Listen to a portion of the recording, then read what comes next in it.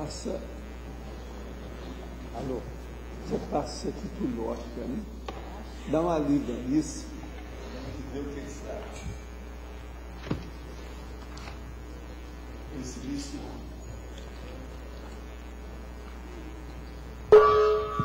Tertúlia. Meu boa tarde aí para todos. Hoje nós temos a circularidade contígua dentro da tangenciologia. É a técnica da quase repetição da mesma ação adjacente, tangenciando outra técnica já existente, a fim de aprofundar e expandir a multiculturalidade, a panorâmica da pesquisa e a cosmovisão da consciência pesquisadora.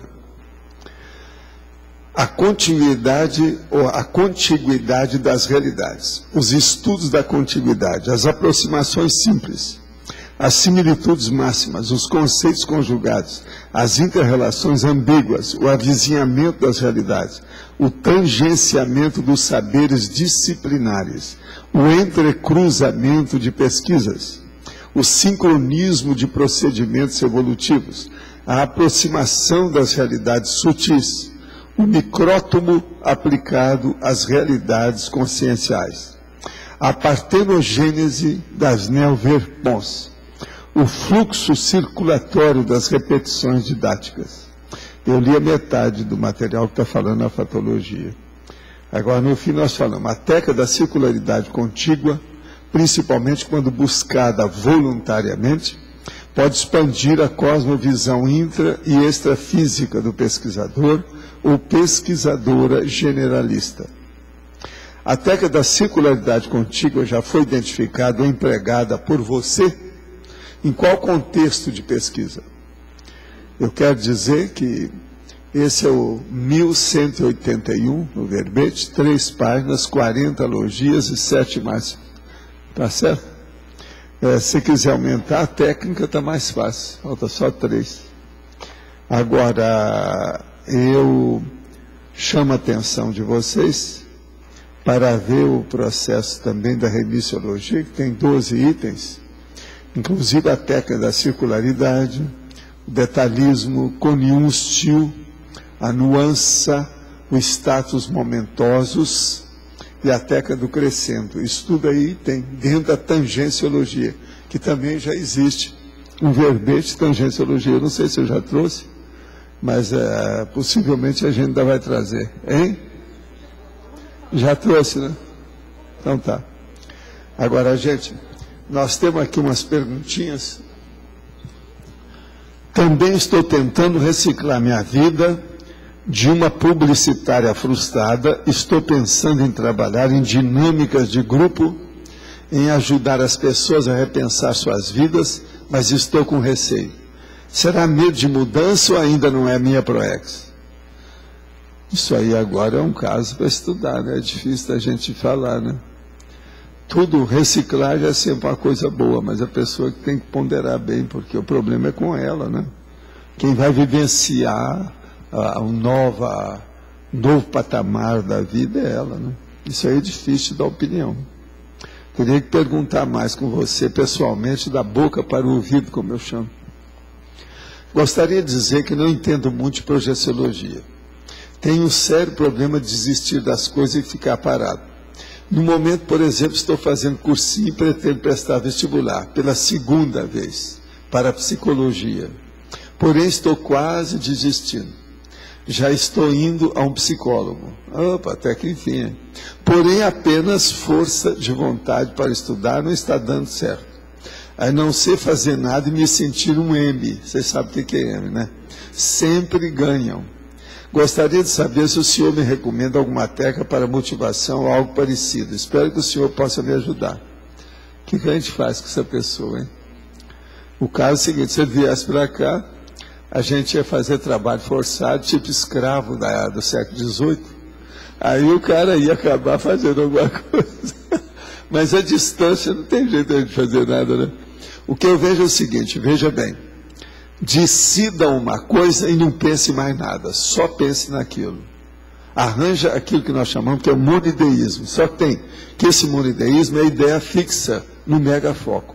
Fica só no megafoco. Estude uma coisa só. Agora, ó, a psicologia é a sua cara, né? Porque ela foi feita para pessoas do seu tipo. Eu conheço algumas dezenas de psicólogos e psicólogas que começaram assim. A síndrome da dispersão tomava conta da pessoa. Ele estudou psicologia e melhorou. Outros têm isso, têm aquilo, a psicologia melhora. A psicologia para essas pessoas, no seu caso, por exemplo, ela, antes de mais nada, ela é terapia. Ela é uma terapêutica. Agora, se dedica à psicologia e você vai atender os camaradas com a síndrome da dispersão. Ele vai ser doutor no assunto, né? Não vai errar em nada, porque está vivendo isso aí, é uma coisa muito séria. Agora, ó, a situação, como eu digo, eu tenho uma expressão para isso. Que tal tomar vergonha na cara? Essa eu falo aqui de vez em quando, né? Esse aqui é um caso, vocês não acham que é bem a estrutura de tomar vergonha na cara? Então é um problema de cutis, ou seja, de tez, né? Então a sua cutis, a sua tez, de vez em quando fica ruborizada, é isso que você precisa. Tomar vergonha na cara. Agora, ó, eu não fiquei sabendo aí como é que é a família dele. Será que tem dinheiro? É boa vida? Ele é síndrome do canguru? Então essa síndrome dele deve ter uma porção atrás.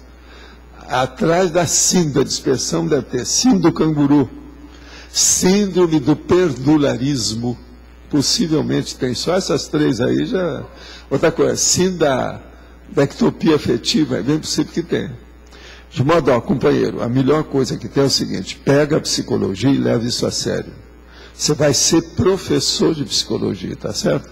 Pensa bem nisso. Você tem gabarito para isso. Você escreveu muito bem, suas coisas aqui estão muito claras. Você está usando até a gíria no meio da linguagem técnica. Você está bem. A única coisa aqui que está errada é que você falou projeciologia. O caso aqui tinha que ser conscienciologia.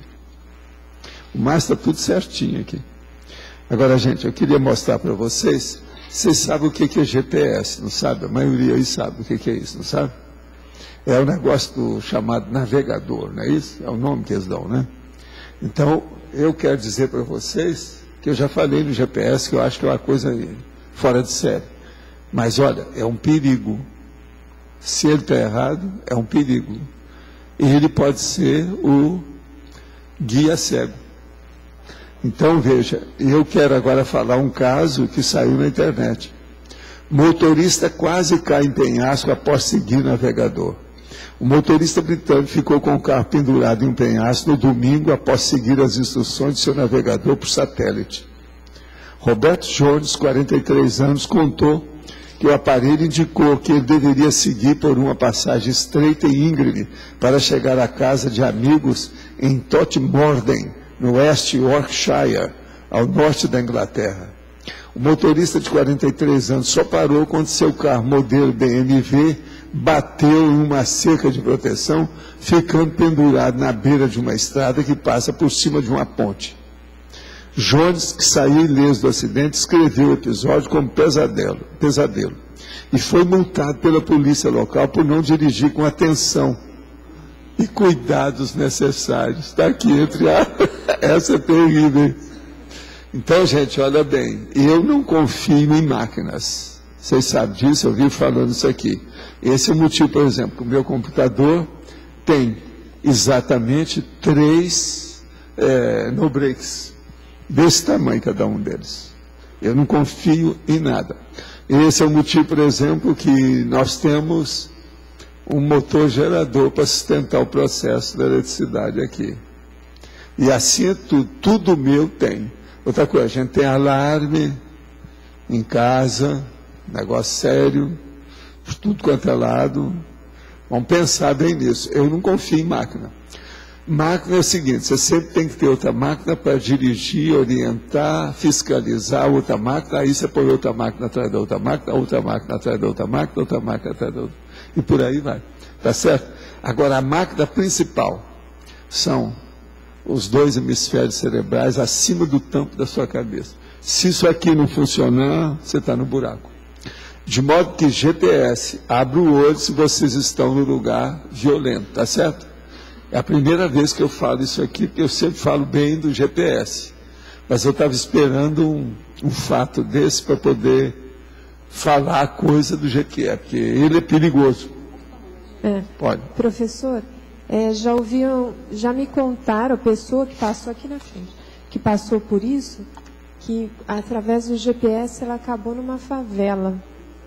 Uma favela, Entrou na favela e aí teve que se virar para sair, né? Poder porque ela sair não percebeu, que não era agora, favela. Agora, o melhor é que o GPS, de vez vez em quando, fala assim, vira à esquerda, vira à direita, faz isso. Ô, seu bobo, olha aqui como é que é, tal. O negócio é sério.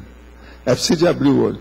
Agora, outra coisa, eu quero dirigir aqui para uma senhora, né, que me escreveu, não vou falar o nome dela, mas é sobre o torus. Então, o que eu quero dizer é o seguinte, precisa, a primeira coisa, é de clarear mais essa linguagem aqui, que é uma paralíngua, que eles escreveram o assunto. Agora, pelos casos que você está falando, parece que é um fato parapsíquico, foi um fenômeno parapsíquico que aconteceu com você. É bom você examinar isso, guardar as coisas e observar. E outra coisa séria, seria bom observar se na sua vida já não aconteceu fenômeno mais ou menos desse tipo. Isso aí tem parapsiquismo no meio. É bom examinar. Agora, guarda as coisas e fica de olho, em stand-by, para ver o que vai dar. Agora, que tem alguma coisa parapsíquica, tudo indica que tem, sim. Mas é preciso analisar. Com esse nome, eu sei que a senhora não vai esquecer o que é que eu estou falando. Pode falar.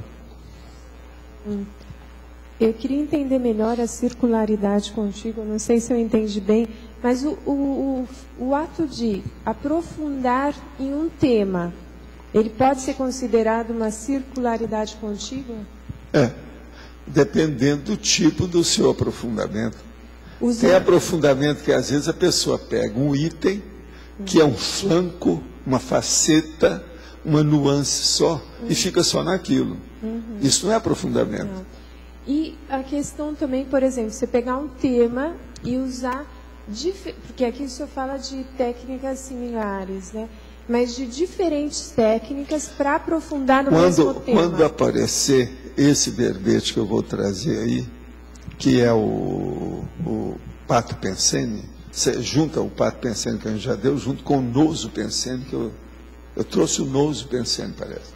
E agora vem o outro que a gente não discutiu sobre o pato pensene. Você vai comparar os dois. Isso. Que ele está dentro da circularidade contínua. Aproximações. Nós temos aí já uns 20 verbetes assim. Porque quando chega, no caso, a gente está estudando uma palavra, a gente vê várias aproximações. Sim. Em relação àquela palavra. Agora, o problema é que é o seguinte, você tem que ver a aproximação que siga na mesma linha. A linearidade da pensenização ajuda demais a pessoa nessa pesquisa, entendeu? Se ela for dispersiva, por exemplo, esse nosso amigo que escreveu aqui, ele não serve para isso. Ele é dispersivo, ele não vai fixar. Uma pessoa dessa não tem megafoco, é preciso de ter megafoco. Para fazer pesquisa, sem megafoco não dá. Tem que ter megafoco, porque senão a pessoa se perde. Outra coisa, se ela não ficar doida antes, né? Porque o negócio, dispersão é uma coisa difícil. Então, quer dizer que o aprofundamento em um tema, sendo esse tema, você usando toda a questão das aproximações... Toda vez que você vai aprofundar, você vai saber quais são as premissas técnicas daquele tema, daquele contexto. Então, por exemplo, você tem que ver, dentro daquele assunto, quais são as coordenadas básicas. É como se fosse o pilotis da armação, da construção. Aquele que sustenta, está entendendo? Então, é isso aí que tem que ver. São as premissas básicas que fundamentam, que embasam esse tema. A partir disso é que você tem que começar a fazer o processo.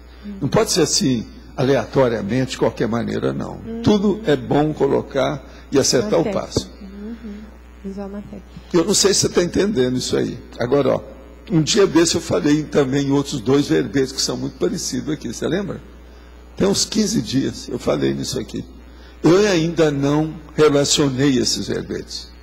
Eu estou deixando que aconteça, que o povo venha reclamar.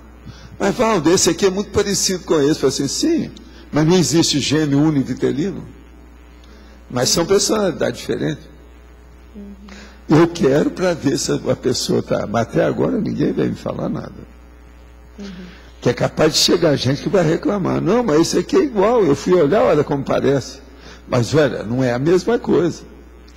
Agora, tem alguns que a diferença é enorme na argumentologia. Então, isso aí é que você vai ver a diferença, sérias. É na argumentologia. É o caso também da palavra que elas se parecem, agora, mas são usadas... Seria bom você sempre examinar sinonímia e a antonimologia, entendeu? Isso aí é importante. Sim. Eu estou até perguntando porque eu fiz a técnica daqueles 50 dicionários, eu até fiz mais, sobre uma única palavra. E foi interessante porque eu consegui ver as aproximações. Outra coisa, você não tinha ideia nenhuma disso. Agora veja, na hora que você faz isso, você está começando a ver o que eu chamo de cosmovisiologia, de atacadismo consciencial, de polimatia. Esse é o caminho da erudição. Não, aí eu entendi que a importância de ler dicionário, que falou um gênio ler dicionário, não, e aquele negócio eu forçar um pouco a barra para pedir que o povo só faça o fichamento, contando as coisas todas, tudo isso é de propósito, é didático. Sim.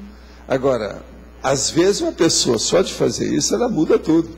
O conceito, a abordagem intelectual às coisas, a leitura que ela faz, a pesquisa, ela muda tudo. E daí você não quer nem parar de ler. Agora, o que eu quero dizer é o seguinte, essas coisas não são ociosas, elas não são inúteis, elas são produtivas, elas são prolíficas, elas são criativas, ou melhor, elas trazem concepções novas. Você está entendendo? Porque a maioria fica assim num paradão danado e não sai daquilo, isso aí. Você sabe que uma coisa interessante que eu acho que tem a ver com essa circularidade contigo foi ver esses dicionários, que foram mais 50, a mesma palavra, mas parece tudo igual, mas sempre algum dicionário traz uma abordagem diferente. Totalmente diferente. Exatamente. Traz e outra uma coisa, se você for colocar as palavras, você começa a ver então isso que eu chamo, que é os processos que a gente tem, que aqui nós não temos nesse, mas é o problema da cognatologia, os cognatos derivados da palavra. Sim, sim. Tem uns meus que não tem, porque isso já apareceu no outro verbete. Eu não posso estar repetindo cognato. Já pensou se eu fosse repetir certos cognatos, por exemplo, tem de pensene.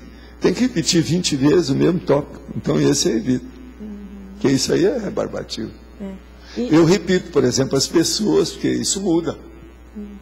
Uma coisa é uma pessoa que faz uma besteira nisso aqui, a outra é naquela outra besteira. Agora, se é a mesma, o problema é dela. Mas eu tenho que indicar que ela pode estar tanto numa quanto no outro, o problema é dela.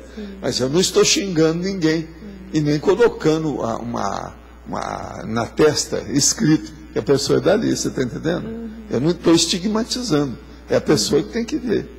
Esse é o motivo que eu ponho tanta gente aí na elencologia. E eu, quando eu li aqui, eu vi que tinha muito a ver com...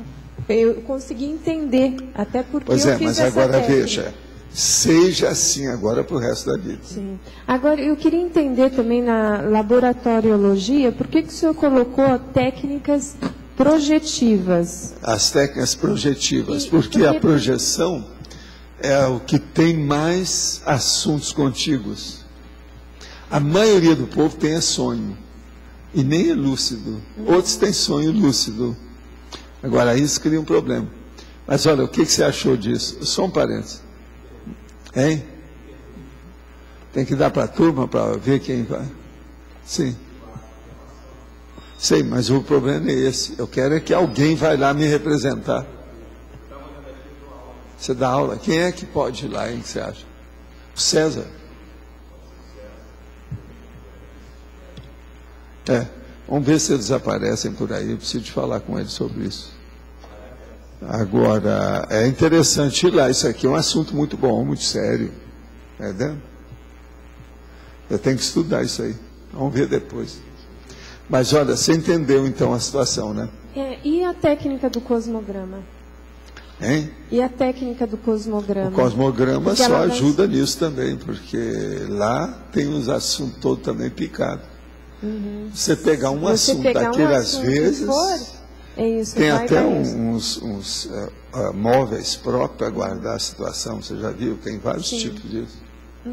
Inclusive cubas diferentes, etc., tal, para guardar o mesmo tema. E não tem é o caso temas de colocar que são aqui muito também? universais, são muito grandes. E tem outros que são pequenininhos. O processo todo é ver isso aí. Agora, o processo do glossário, ou do dicionário, vocabulário desses assuntos, a gente não pode esquecer nunca. Agora, ó, eu recomendo às pessoas para ver lá no Homo Sapiens Reurbanizados, que tem 3 capítulos sobre esse assunto. Olha lá depois, Homo Sapiens Reurbanizados. Valdo, eu queria que você analisasse estrangeirismologia, esse primeiro aqui. O uróboro consciencial do status momentoso na batopensenidade evolutiva. O uróboro é aquilo que fica no mesmo local e não sai. É uma tá singularidade certo? aí, o uróboro.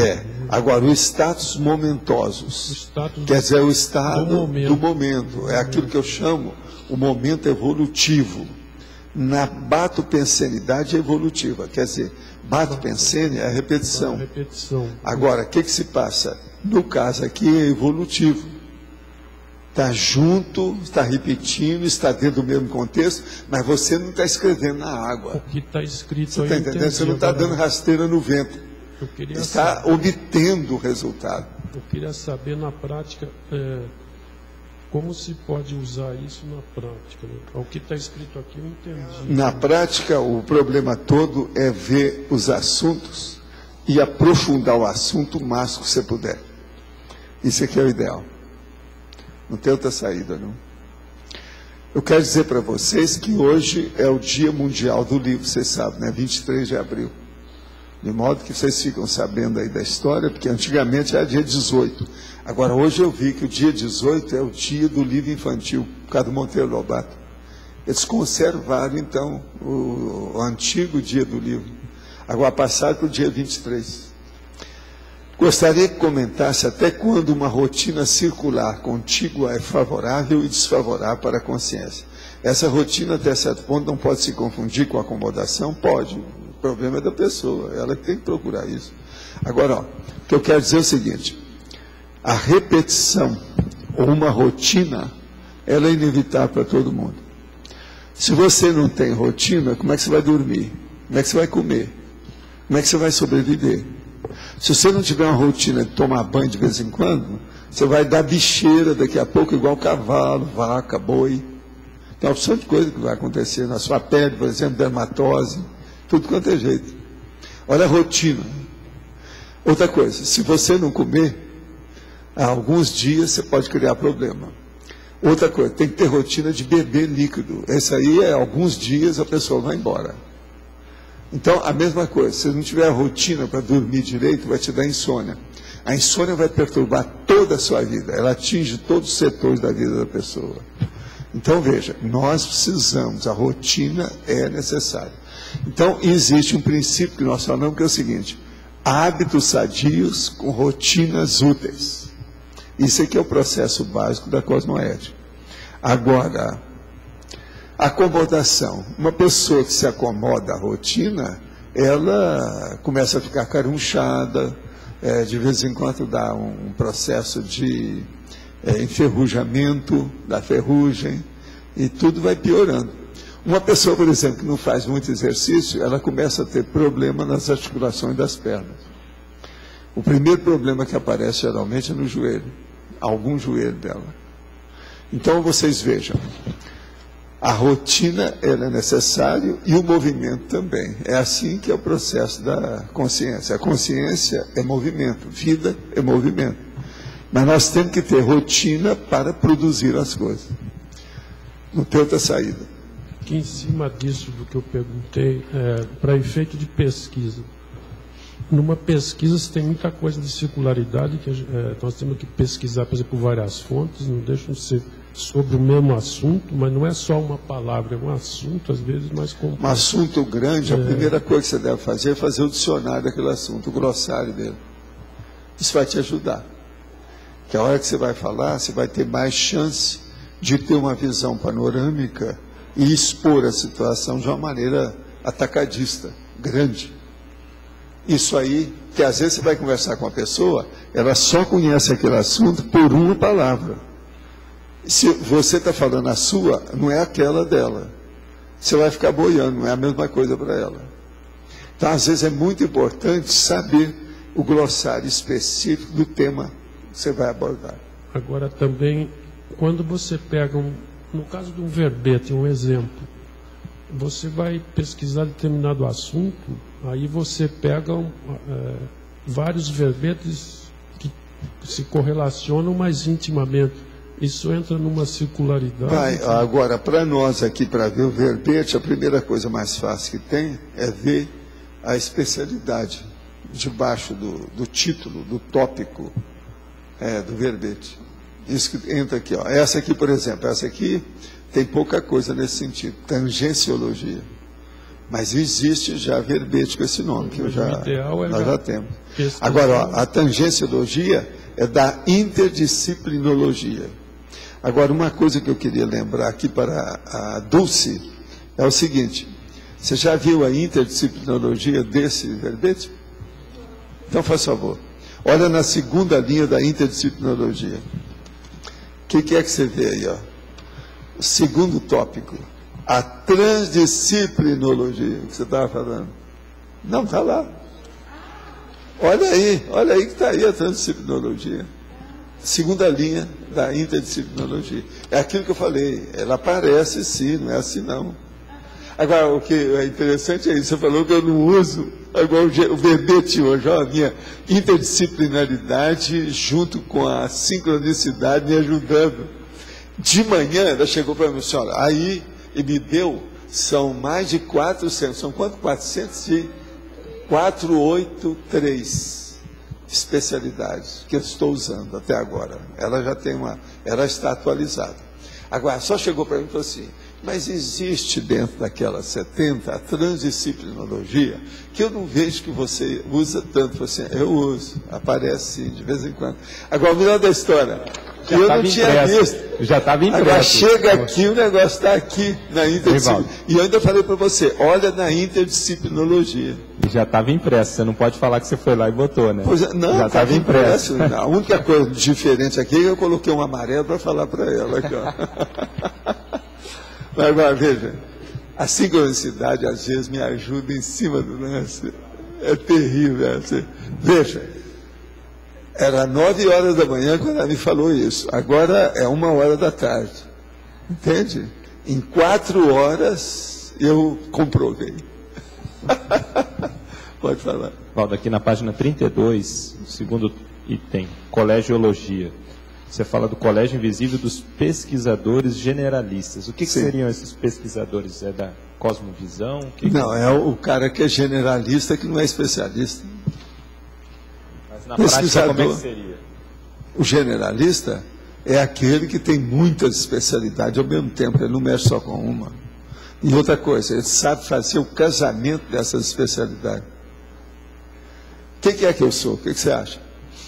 Eu falo muito de um negócio aí chamado consciência, que a maioria não sabe o que é isso, mas você veja bem, eu não estou só nessa. Só o termo consciência é o maior mundo que existe nesse cosmos aqui, é consciência. Se vocês arranjar algum assunto que seja superior à consciência, vocês me falam. Existe um, cosmos. Esse é um. Mas veja, o cosmos existe por quê? Por causa da consciência. Então não resolve. Então, o caso todo é esse. Generalista é uma coisa, especialista é outra. Agora, o que é o generalista real? É aquele que é um conjunto de especialidades. Ele se dedica a um conjunto de especialidades. Esse que é o generalista. Eu, por exemplo, eu fui generalista durante alguns anos no interior em medicina. A minha clínica geral era gratuita, e eu topava tudo, é tanto que eu mexi com tudo quanto é área de medicina. Era o jeito, não tinha outra saída. Eu estudei demais certas coisas. É porque passei minha biblioteca de medicina, porque aquilo perde com o tempo. Eu passei para colegas que não tinham livro, eu passei um monte deles. Eu tinha livro praticamente de todas as especialidades da década de 60. Livros assim que eu estou falando, os papas da área. Tudo aquilo eu li e anotei. Por isso que eu sei alguma coisa de medicina até hoje. E esse pesquisador, como você falou, ele articula uma especialidade com a outra. Ele articula e ele é o seguinte, uma coisa muito séria, a cosvisão é inevitável. Essa palavra cosvisão vai acabar aparecendo na cabeça do generalista, não tem jeito. Agora, ó, o generalista é o que eu chamo de atacadista também. Em vez de ser varejista, ele é atacadista. Você olha que é a mesma coisa na questão do generalismo. É o atacadismo consciencial, o existencial. Agora, veja, eu penso que no futuro os generalistas vão ser mais comuns. Hoje, está na febre ainda do processo da especialidade. Mas o generalismo vai ser muito importante no fim. Por quê? Nós não podemos estudar uma pessoa, por exemplo, vamos pegar na medicina. Você pega uma pessoa e o cara é só especialista em articulação. Isso não resolve. Tem que amarrar. Traumatologista, por exemplo. Isso aí é muito pouco. Estou pegando uma assim, ó, qualquer um dentro da especialidade. Isso é muito pouco. Por quê? A medicina só estuda o corpo. O corpo não é nada. E o holossoma? E a holossomática? Como é que fica isso? Só para você ter uma ideia. Então, tudo que está estudando aí na medicina, como eu chamo, a medicina é uma técnica, não é a ciência. É uma técnica. Uma técnica. Mas agora, precisa de ter muito mais do que isso. E o holossoma? Como é que fica? Outra coisa, a maior parte das causas, das perturbações, do transtorno, dos distúrbios, tudo isso é um processo de energia alterada. Sendo que a medicina não estuda essa energia. Então, a etiologia da medicina nunca é alcançada. Está entendendo? Isso é que é a minha lástima. Claro. A lástima que eu sempre deplorei foi isso. Por exemplo, dentro da eletronáutica, a pior coisa que tem é dentro da medicina. Porque está mexendo com a nossa saúde. Por exemplo, se eles vissem que a energia é importante, mesmo que eu não fosse fazer arco voltaico em ninguém, eles iam ser mais íntimos, iam trabalhar com os pacientes mais devagar. Você está entendendo o que eu quero dizer? Não seria esse negócio afobado, que o paciente vira uma máquina e aquilo é uma linha de montagem para atender os outros. Isso aí virou uma indústria da saúde. No caso, é a indústria da doença, não é da saúde. Valdo, já há muito tempo, né, há uma discussão de alguns conceitos que poderiam estar presentes em qualquer linha de conhecimento, né? Uma teoria que mais se destacou foi a teoria geral dos sistemas, que o conceito de sistema poderia estar tanto na sociologia, quanto na biologia, quanto na física e tal. Tem até o Bertalanffy que se destacou mais nesse sentido. Dentro dessa visão generalista, você vê algum conceito, ou seria o próprio conceito de sistema, que estaria presente em qualquer área que você for atuar? Aí é um nome que arranjaram, mas tem muitos nomes que você pode colocar. Eu viro para você e falo assim, a energia está em todas. É muito mais do que isso. Então, há muita coisa que comparece na maioria dos contextos. Mas isso ainda não resolve, não. A parte básica mesmo, séria, para arranjar, por exemplo, um denominador comum generalizado, não dá. Você vê que o Einstein se dedicou para fazer a unificação das forças básicas. Ele não conseguiu. Até hoje ainda se fala, um ou outro ainda fala nisso. Unificar as forças básicas da física, dentro do processo da vida física, a vida humana, a vida material. E ninguém conseguiu ainda unir essas forças. Por quê? Para mim, tem outras forças. Tem que estudar isso mais. Por exemplo, eu já falei sobre força da gravitação. Essa força da gravitação, só isso aí já é um mundo. Tem que estudar muito. Então, arranjar denominador comum para os fatos e para fatos não é fácil, não. Não é, mas a cosmovisão caminha para isso, né? Pois é, mas veja, o que é que eu faço falando isso aqui? Eu estou mostrando o que é que eu faço, o que é que eu sou. Qual a minha preocupação, minha pesquisa, está tudo baseado nisso. Tudo meu é isso. Ainda hoje, agora, na hora do almoço, nós estávamos falando lá sobre a bibliografia minha. Tudo é baseado nisso. Os detalhes que tem nela. Para fazer lá, e eu consegui 907 fontes bibliográficas para publicar a primeira edição de Projeciologia, eu li 46 mil e lá vai fumaça. Fiz consulta a esses livros. Muitos eu não consegui comprar, porque não havia, só havia em biblioteca. Agora, na ocasião, eu já tinha 33 mil obras dessas. A maioria sob processo de fenômeno. São essas que nós temos aí. Hoje, nós já ampliamos isso daí, porque quando eu trouxe para cá, já tinha mais ou menos um pouco mais do que isso.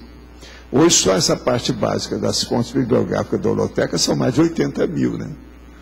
Agora, o ideal é ampliar isso tudo. Agora, veja, esse tipo de livro, eu digo para você, a Biblioteca Nacional não tem os meus livros, que eu doei para aí. Nós temos livro que não tem aí. Estados Unidos, American Society não tem. A British Society não tem, porque eu era sócio deles, eu era membro, eu sei daquilo tudo, eu olhei todas essas bibliotecas. A biblioteca, por exemplo, de New York, aquela municipal, a grandona, não tem, porque eu também estive lá estudando. Agora, isso aí eu gastava dinheiro demais à toa. Gastava dinheiro com o quê? Para me manter na cidade, fora do Brasil, aquele negócio todo, ficar lá vários dias, indo todo dia na biblioteca, fazendo pesquisa e tal. Até as pessoas se acostumar com você, te dar liberdade, confiar em você. Porque isso aí tudo aconteceu. Agora, é terrível você ver, então, esses detalhes. Tudo é problema da circularidade contígua. Tudo é união. Não tem nada que seja isolado demais. Não existe isolamento total. Eu mesmo já falei para vocês aqui várias vezes que a psicologia, ela abusa desse negócio de falar que a pessoa é solitária. A solidão, isso não existe.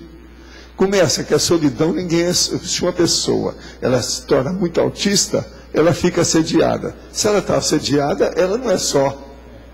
Vocês estão entendendo o que eu quero dizer? Então não existe esse negócio. Agora eu falo isso desde que eu era rapazinho.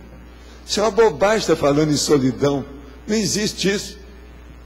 Agora, o pior é que ninguém explicita isso, não fala, as pessoas não melhoram.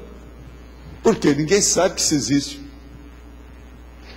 Então, o caso nosso difícil é essa contiguidade. O povo não entende bem isso. Então, consciência é aquele que está perto de você. Então, chegou perto de você, seria contigo. É o next door.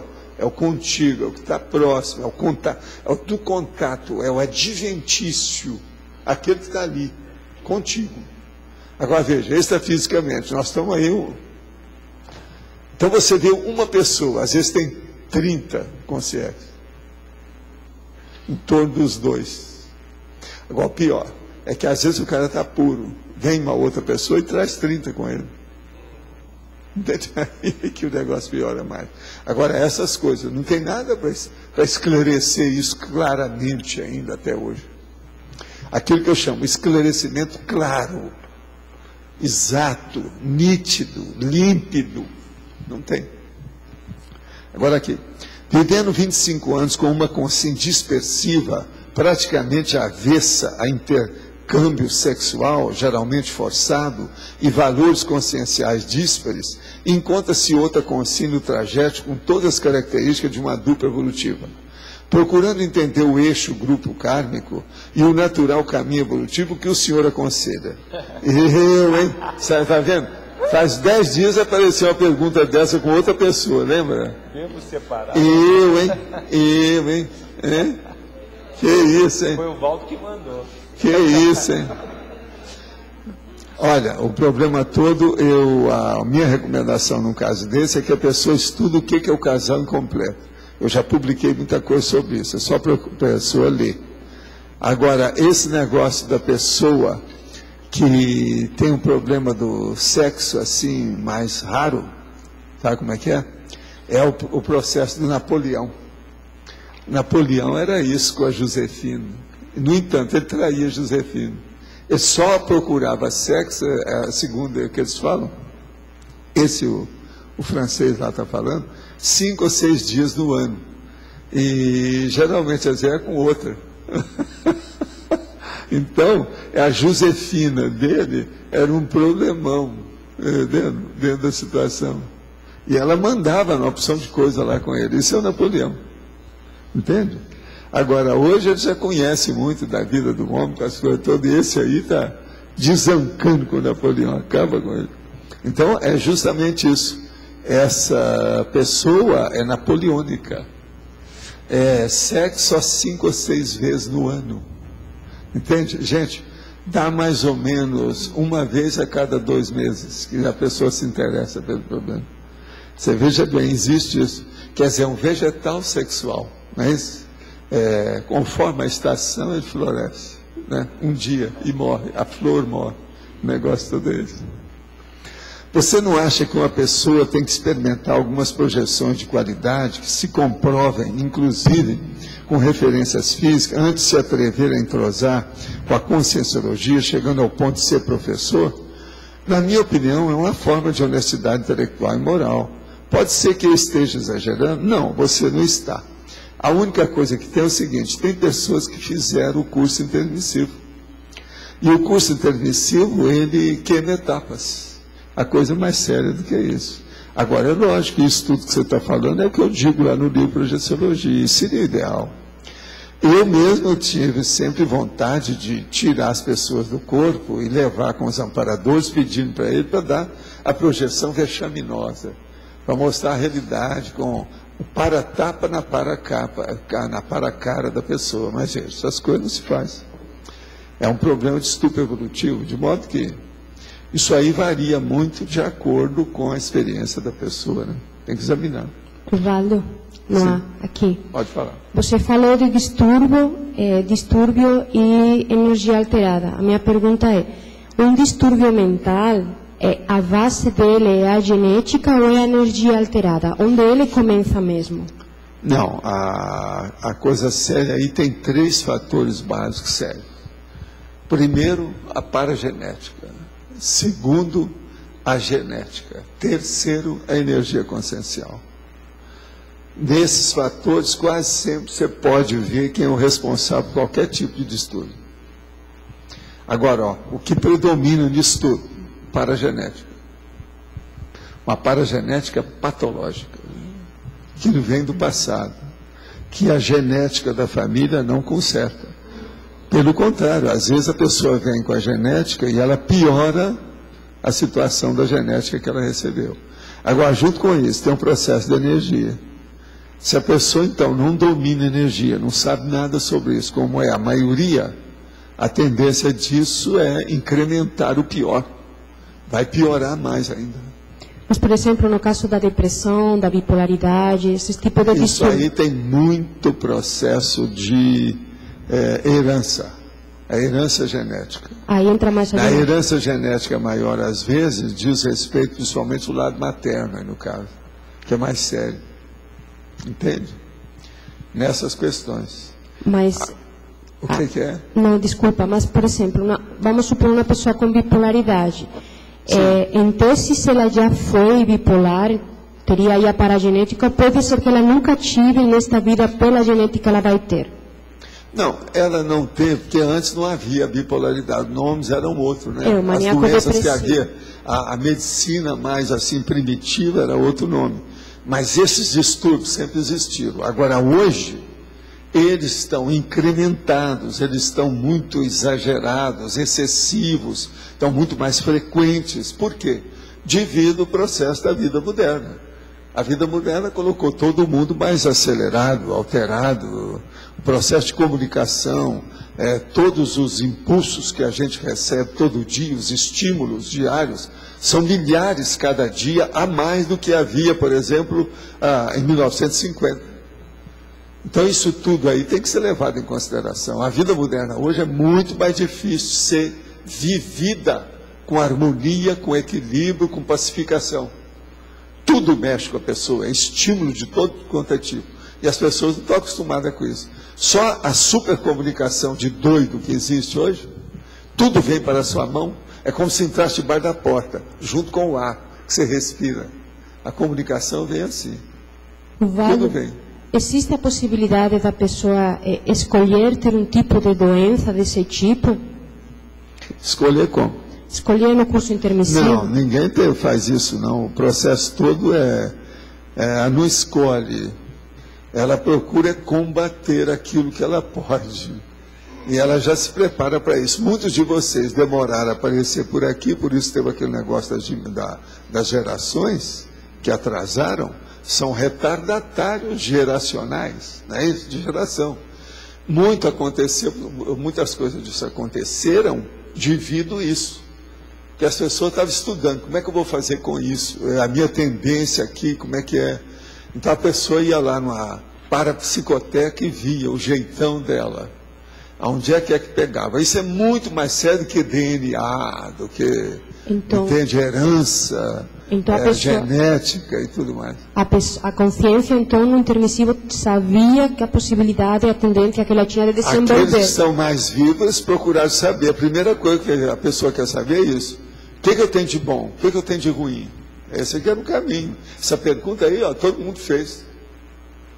É isso que eu chamo. A pessoa perguntou, quais são os meus traços, forças? E junto com eles, quais são os meus traços, fardo? O que é que eu vou arrostar para o meu próximo corpo? O que eu vou levar para lá? Não é fácil, né? Que tipo de informação a gente achava na psicoteca que poderia fazer a profilaxia dessas pessoas? Você ia ver as pessoas que conseguiram sair dali. O exemplo, o precedente, aquele que conseguiu sair do processo. Agora, o caminho é esse. Agora, a vida moderna envolve demais as pessoas nisso. Você vê, pelas perguntas que tem aqui, como é que é isso aqui? É bem um exemplo do que tem por aí, a média das pessoas que vêm. Evaldo, que é o que mais facilitaria para uma pessoa superar um tipo de doença mental assim? É a aceitação da doença e tomar um remédio? A primeira coisa é raciocinar sobre o assunto, que ela vai chegar a uma conclusão que serve para todo mundo. A culpa disso é ela mesma. Se ela vê que a culpa é dela e que tudo depende dela, ela vai fazer mais força. Que não adianta só remédio, não adianta médico, não adianta enfermeiro, não adianta terapia, não adianta só a prevenção de nada. A coisa mais séria que tem é a lucidez da consciência perante aquilo que tem. Por exemplo, a vontade é mais forte que a farmacologia. A vontade da pessoa é mais forte que o hospital inteiro. Por isso tem muita gente que vai para o hospital e suicida lá. Mas, Valdo, você... Como é que é possível isso? O hospital que foi feito para curar a pessoa vai lá e suicida. Porque a vontade dele é superior ao hospital inteiro, com tudo quanto é médico tem lá, administração, aparelhos, medicamento, farmácia. Isso é muito sério. Mas você tem muitos casos que você fala que a pessoa precisa tomar remédio também, né? Já escutei você falar várias vezes. Eu sou favorável a tudo. Presta atenção. É bom eu te falar uma coisa. Você está falando em remédio. Remédio para mim é pouca coisa. No meu consultório, que era clínica gratuita, eu fazia prescrição por mim mesmo, e mandava na farmácia, usava homeopatia, dava arco voltaico no povo, dava água magnetizada com tudo que eu podia, dava processos de tinturas, dava remédio de tudo quanto é jeito, que eu tinha uma farmácia lá dentro e dividida por sessões. Praticamente a maioria das especialidades médicas, a minha farmácia era dividida pela especialidade médica. Você está entendendo? Não era em ordem alfabética, do jeito que tem na farmácia, ordem alfabética dos remédios, não tinha nada disso não. É para aplicação daquilo. Então, por exemplo, só a área de pediatria era uma loucura que eu tinha, porque eu atendia criança demais. Eu ia para casa sempre batizado. Então, a minha mãe reclamava daquilo, que a minha roupa todo dia tinha que mudar, né? E às vezes, se eu saía à tarde para atender alguém, tinha que mudar 2 vezes no mesmo dia. Então era um tal, tinha que arranjar um monte de roupa. Eu acostumei com isso. Saí do internato, que eu estava acostumado sempre com uma roupa, só podia mudar na quinta-feira, aquele negócio todo, tinha que levar a calça bonitinha, não podia sujar. Quando eu fui trabalhar no negócio, mudou toda a minha vida. Hoje eu tenho estoque para tudo. Tem estoque de calça, de camisa, de né, a minha grife do underwear, tal, tem estoque de tudo. Entendeu? Eu acostumei com o negócio lá, porque dá trabalho demais para minha mãe. Então, você está entendendo aí? Agora, isso é que é o processo que nós temos. O problema é ajudar como a gente pode. Agora, junto com isso, eu ensinava as pessoas a plantar as coisas, pagava aluguel quando precisava, dava o remédio gratuito, dava comida, porque senão não adiantava nada. Agora, às vezes, eu via certos casos que era o máximo, né? Você podia consertar, a pessoa chegava na lona, você dava um jeito, começava, daí a pouco a pessoa aparecia toda de cor, diferente, aquilo era o máximo. Então eu pedia essas pessoas para aparecer lá e falar com o fulano, porque o fulano às vezes me ajudava a fazer assistência. Então eu falei assim, ó, você vai lá agora e se apresenta para o fulano, porque ele te viu antes. Ele vai ver como é que o que ele está dando, nós estamos aplicando, virou você. Aquilo dava um efeito em cima do lance. Você está entendendo? Que era uma bagunça, né? Uma última pergunta, Valdo. Vamos supor, por exemplo, bipolaridade, né? Ela é parte do temperamento da pessoa ou não tem nada a ver com temperamento? Tem. Tem, né? Todas as doenças mentais têm relação com temperamento. Raciocina por aí. Faça isso como se fosse uma regra. Tudo tem. A doença mental é da mente. Mente é o temperamento. É a consciência. É o que ela é. É o mater pensene. Coloca na cabeça o seguinte, toda doença deriva do mater pensene da pessoa. Você também não vai errar. Você vai chegar bem perto da realidade. Professor, continuando o que a Laura estava falando da parapsicoteca, eu queria saber o seguinte, quando nós estamos no curso intermissivo, a gente estuda a dupla evolutiva, a gente combina de ter uma dupla evolutiva, e outra coisa, a gente estuda isso na parapsicoteca também? Não, você não estuda, não é dupla evolutiva, não. Você estuda o grupo evolutivo. O grupo karma. Por isso que tem o orientador evolutivo. Eu não falo, por exemplo, que tem uma personalidade, uma consciência, que é o duplólogo. Não, isso é bobagem. Duplólogo é uma coisa muito secundária e humana aqui do processo, coisa de bicho. Agora, que é coisa do bicho social. Você está entendendo? Da sociometria. O problema é a grupo karmologia, Por isso que tem evoluciólogo, que eu chamo orientador evolutivo. Porque o duplo é secundário. Você veja bem, a duplologia começa a ficar secundária quando a pessoa vai estudar a TENEPS. Se você ainda não estudou, começa a estudar que você vai ver. Você vai ver então que você tem que ter uma articulação existencial de vida com o seu amparador superior ao seu duplista. Entende? Aquilo a raiz é muito mais profunda e envolvente. Ela é maior, é mais séria. E outra coisa, não tem sexo. Isso aqui é o terrível dessa história toda. A duplologia sempre tem o processo do sexo. Na questão, por exemplo, dessa dupla interassistencial da TENEPS, não tem sexo. Sim, mas o que a gente vê na prática aqui é que a parte afetiva, ela tira a pessoa do trabalho, ela desestabiliza. A parte afetiva é a parte bicho, é o subcérebro abdominal, é o psicossoma. Hoje nós estamos vivendo a era, você está entendendo, do psicossoma ainda. O que é que nós estamos fazendo? Uma força danada para levar tudo para o mental soma. Eu vivo falando isso aqui.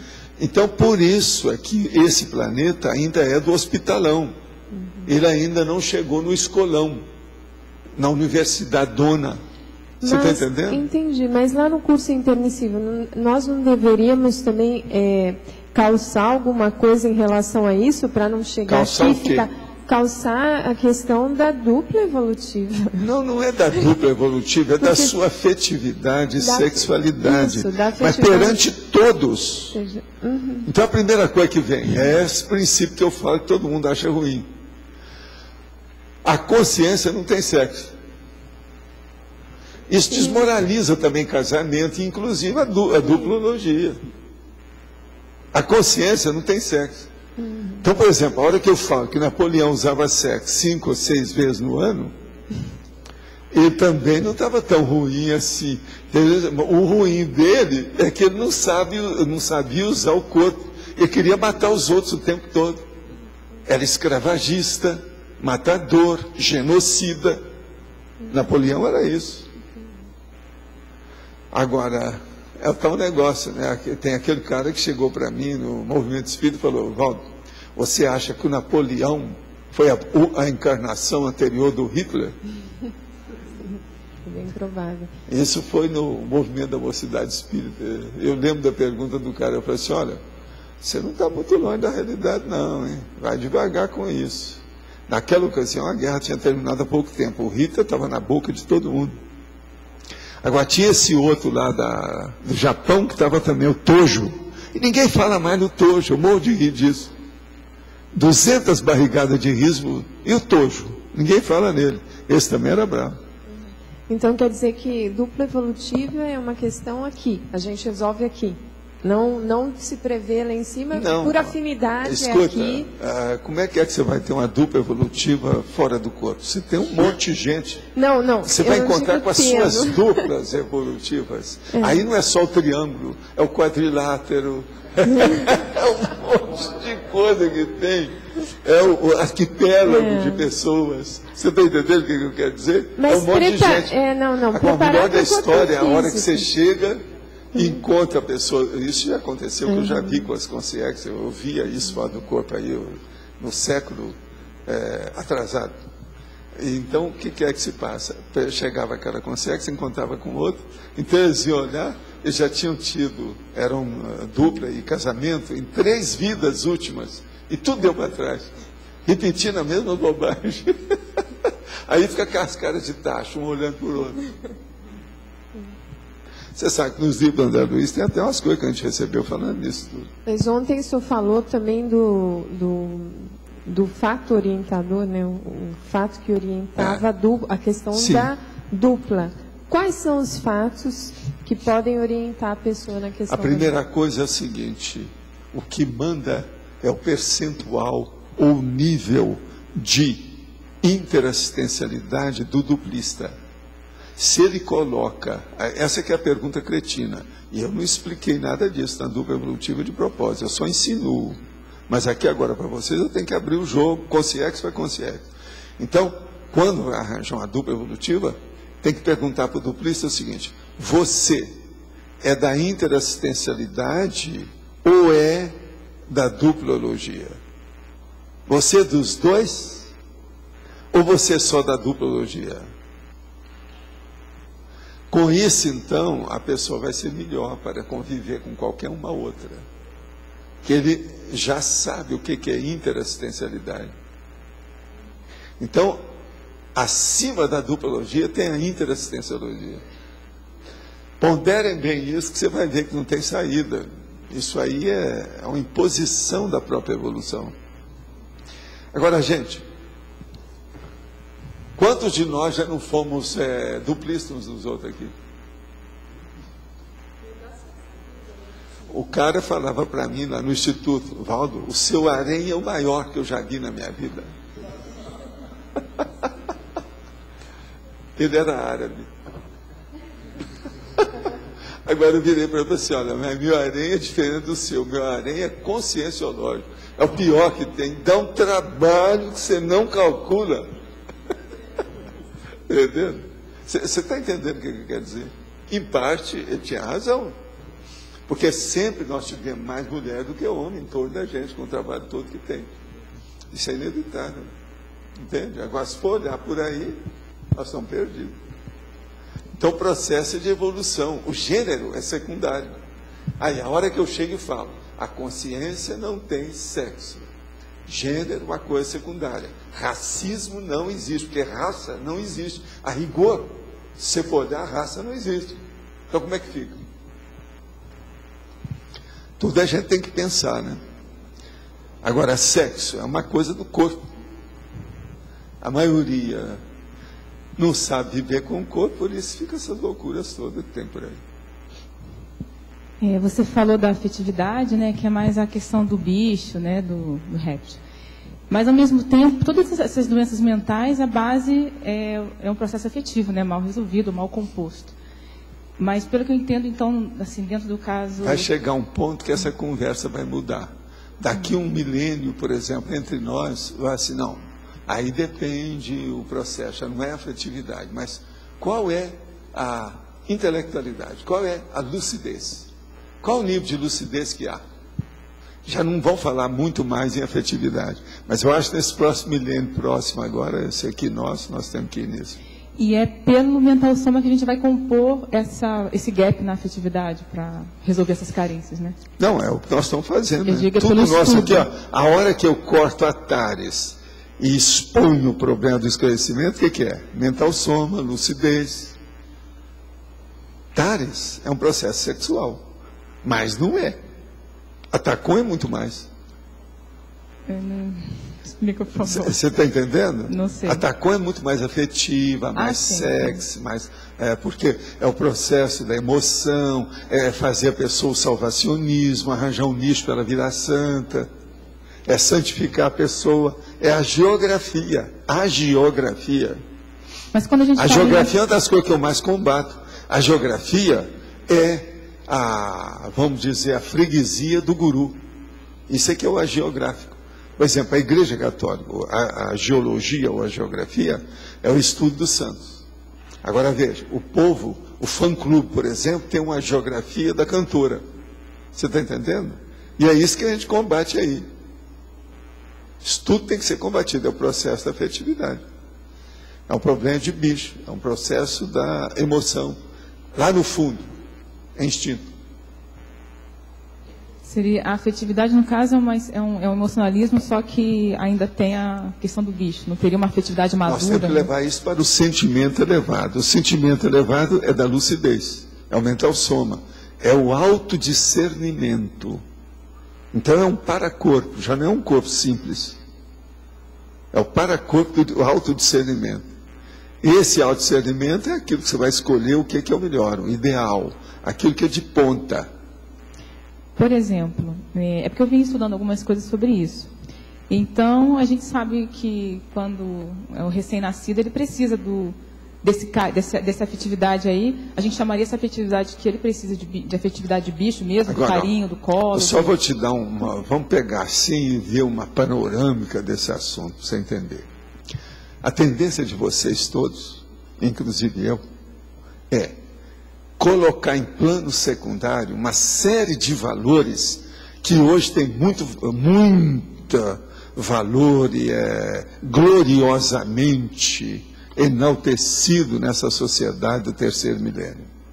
Então, casamento, filhos, afetividade do jeito que é, por exemplo, dos filmes que tem seriados, livros, romances, arte, que tudo é baseado nisso. Subcérebro abdominal. Enfim, você pode fazer uma longa extensão, uma longa fieira de condições, uma relação enorme, uma numerologia imensa disso aí, se você pegar a partir do subcérebro abdominal. Tudo isso vai ficar secundário para nós. Nós vamos querer e vamos interessar cada vez mais para estudar o cérebro, o processo de tudo que existe em função do discernimento. Então, a boa vontade, boa intenção, tudo vai ficar para trás. Isso aí já não interessa mais. Interessa é discernir, distinguir as coisas com lucidez. Saber o que é o prioritário de cara, de tudo. E ter certeza, convicção disso, que é o que falta. As pessoas chegam para nós, ela tem o primeiro curso intermissivo, eu falo essas coisas, ela admite assim teoricamente, mas ainda não tem convicção. Por isso que ela erra. É o que você está começando a trabalhar com essas pessoas, na fase de transição. Em 100 delas, você vai arranjar umas 10 aí que vão, em pouco tempo elas vão tomar conta do bastão, vão entender. Hein? Pois então, mas é a base de tudo. Agora veja, você que analisa de vez em quando os processos de empreendedorismo, de gestão, parceria, que é o processo da grupo karmalogia, é a mesma coisa. Não é fácil. Agora veja, eu vi isso tudo em 1946. Entende? 1946, eu tinha 14 anos. Essa questão dos valores que a Conscienciologia propõe não é uma coisa assim que é fácil para o primeiro curso intermissivo. Pior é que nós não temos dogma de nada. É. A gente fala assim, ó, faça aquilo que você entende, siga aquilo que você queira. Aqui é uma democracia absoluta, nós ajudamos você em tudo que nós pudermos. Mas a liberdade é sua, te vira. É o doutor te vira que eu chamo aí, o professor te vira. Aquele negócio é a questão do fruto que vai vingar, né? Que vai realmente. Agora veja, você tem que lembrar que cada um está arrostando um acervo que é uma montanha de sangue e rios de sangue. Entende como é que é? Passado, como é que fica? Tendência. Sangue coagulado, que é uma montanha, e os rios que ainda estão correndo, cheios de sangue. Aquilo tudo através de quantos corpos? Isso não é fácil. Agora, Valdo, dentro desses 100 que você falou, os 10 que você acha que vai conseguir lá, mais ou menos, né, sustentar. Qual que é o diferencial desses 10? Porque também estão no primeiro curso intermissivo. Eles vão agir dentro do voluntariado com mais eficácia. Observa que o processo é eficácia. Lá no fim você vai ver isso. Agora, por quê? Na hora que você conseguir localizar, identificar que ele está mais eficaz no voluntário que ele pratica, é lógico, a dedução que você vai tirar é que o saldo da ficha dele enriqueceu. Ele está melhor. Então ele vai ter mais assistência extrafísica, ele vai desenvolver o parapsiquismo. Porque o problema, lógico, tudo que você está fazendo é preparando um pouco para desenvolver o parapsiquismo. Mas tudo é conversa fiada. Mário, você está de acordo com isso? Não é a base? Não tem outro jeito. Então, todo mundo vai ter que passar pelas dinâmicas do Moacir. Cedo ou tarde. Não tem outro jeito. Coitado do Moacir. Vida é dura. Professor, eu queria voltar aqui, pedir sua ajuda, porque eu estou ainda num mato sem cachorro aqui, nessa condição da afetividade. Que é o seguinte, na questão hoje, você falou assim uma perspectiva, né? A tendência nossa é chegar lá naquele ponto que você explicou. Mas eu queria voltar aqui, por exemplo, no hoje, né? Nesses estudos, por exemplo, que eles fazem dos bebês que não recebem carinho dos pais, enfim, não tiveram colo ou ficaram afastados, e eles crescem no processo imunológico mais baixo, mais inseguros. Então a gente vê, os fatos mostram que isso afeta. Eu queria entender a sua forma de explanar sobre a afetividade, como é que isso se encaixa nesse contexto? A gente vai precisar disso até quando para poder, por exemplo, não necessitar aí mais... Aí é a sua consciência que vai ver. Mas isso é uma coisa necessária, não se afeta, por exemplo, a vida do adulto hoje. Super afetivo quando precisa. E eu provo isso. Como é que tem a Cristal lá comigo? Como é que é a maior prova que é isso? É muito fácil. Nós vamos lá, você vai ver como é que a gatinha corre para mim e foge de você. Como é que é isso? Eu entendo isso, mas... Tem uma afetividade ali. Alguma coisa eu estou dando atenção para ela, senão não seria assim. Mas essa a gente não conservaria isso. Esse tipo de afetividade para a criança, ela é super essencial, né, para compor a vida adulta pior dela. Da história, não é isso? Você vai começar a entender as coisas do jeito que eu entendo hoje, um pouquinho de energia. Por exemplo, eu evito de dar atenção para os cachorros, porque eu vivo sempre de branco. Se eu der atenção, todo mundo fica saltando em mim. Então ele já sabe, eu já deixo, faz de conta que não vejo, sou cego. Agora, as gatinhas eu aguento, porque essas não sujam. Você está entendendo como é que é? Mas o cachorro aí fora, que está rodando na lama. Você já vira a Serena, quando ela muda de cor? Ela fica um pouco avermelhada, comunista. Ela fica, né, melanciosa. Que ela vai lá embaixo e fica assim na lama. Que cachorro tem disso, né? Eles gostam dessas coisas. Então, como é que fica? Eu branquinho? Fico avermelhado. Eu entendi, professor. Mas para um bebê, você tem que, o pai e a mãe eles têm que dar essa situação. Isso é uma coisa de bicho que tem que ser dada, é isso, né? Tem. E até que ponto na escala evolutiva? Por isso que eu falo, quem decidiu a maternidade ou paternidade tem que se preparar, que vai ter uma creche pela frente. É a vida, prole é isso. Já é uma organização, já é uma tarefa, é um empreendedorismo, é uma gestão a ser administrada ali, uma situação séria. Tá certo? E, por exemplo, as com os réus, A gente pode dizer que todo esse povo assim, que é muito violento, que tem essas alterações de personalidade, enfim, essa coisa toda, a base afetiva, faltou isso, ou tem muito mais coisa assim por detrás? Não, tem muita coisa, né? Não é só a base afetiva, tem muita coisa, na experiência, uma opção de coisa nisso aí. Mas isso tudo tem. Agora, o melhor da história é que a maioria que vai estar renascendo aqui é com os réus. O povo que está se casando tem que esperar, que vai acontecer muita coisa, é o que a gente está vendo aí todo dia. Essas loucuras de criança, tudo que está ocorrendo. Esse menino agora lá, com 13 anos, que fez uma opção de coisa. E outra coisa, os filmes americanos estão trazendo isso agora adoidado. Depois lá do Columbine, que agora está inteirando uma década, os filmes estão trazendo aquele Law and Order, todo dia estão trazendo esses processos. E olha, todos aqueles absurdos que não podia nem falar em Hollywood na década de 60, eles estão falando tudo agora diretamente ali. E falam até a gíria, os problemas todos, está tudo aparecendo. A turma está tendo até dificuldade para traduzir os nomes. Lei and Order.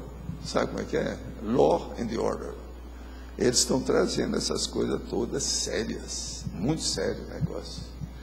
Em matéria de criança, com todo o problema, muito sério. Valdo, só falar, essa questão da afetividade, ela já não é resultado de um equilíbrio maior da pessoa, porque aqui parece que está sendo colocado que é a afetividade que vai resolver as coisas.